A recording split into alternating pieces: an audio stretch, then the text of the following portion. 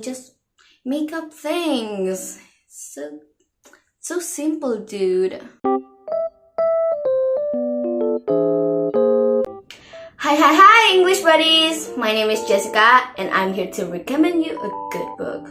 Don't forget to study. I'm from the year 10 and the class is Sukarno.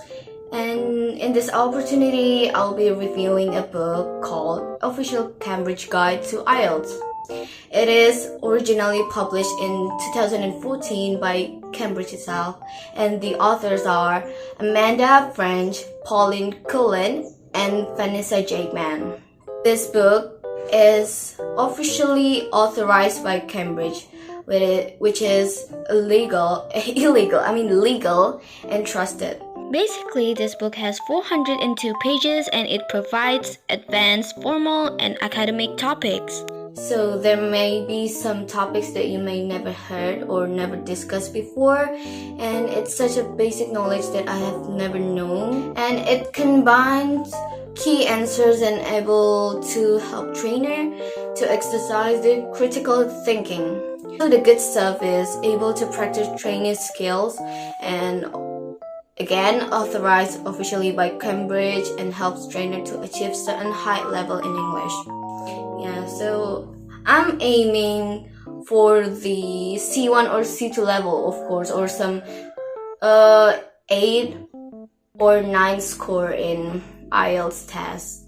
It's pretty hard and it feels unreachable, but since I have the courage and the guts to keep learning, I might really achieve it. The negative ones is does not include grammar guidance and list of vocabularies. So, since this is a trainer book, there's no such basic grammar in it. So all you have to do is answer the questions, train your ability to answer the question formally, academically, and scientifically. So it's pretty hard and you have to find your own vocabularies on Google. You might search it or do something to expand your vocabularies. And trainers may individually study by reading the instruction. So it's pretty hard since it's a self-study book and like you have no guides to guide you this book. So yeah, that's the cons one. Yeah. So the analysis is questions are written in a formal way since it's from Cambridge and some have key answers. Yeah, if I'm not mistaken, the key answers are put in the back of the page. Yeah, and it gives clue to readers to examine both questions and answers. So sometimes I do not know how to answer it, so I take a look of the key answers and so I'm supposed to answer it that way. Yeah, so yeah, to examine both questions and answers. And why must buy it? Because it contains more than 400 pages of IELTS solutions and strategies to improve performance and full academic practice tests and develop skills. Yeah, and I highly recommend this book because I've done some research about the similar books of like Guide to IELTS, TOEFL, TOEIC, or English tests, but this one is the best one, so I highly recommend this. And recommended to whom? It is highly recommended to audience whom are willing to take the IELTS test and practice readers' English skill to a higher degree, most targeted to C1 or C2 achievers like me. Yay! So let's get into the listening section 1, which audios are given and have the exact number as in the book. I bought it from Shopee, and when it's delivered, I got the audios as well, and each question has like this thing right here, and it has the numbers as in the audios in the G drive, Yeah, and it trains you how to determine words that are spoken and learn how to spell them correctly. Like some of us may know that English is not our first language or mother language, and it's pretty hard to learn English, so English is not that easy. It uses British accent, yet the speaker spoke very clearly and gently. And the questions are easy to take and are related to the audios.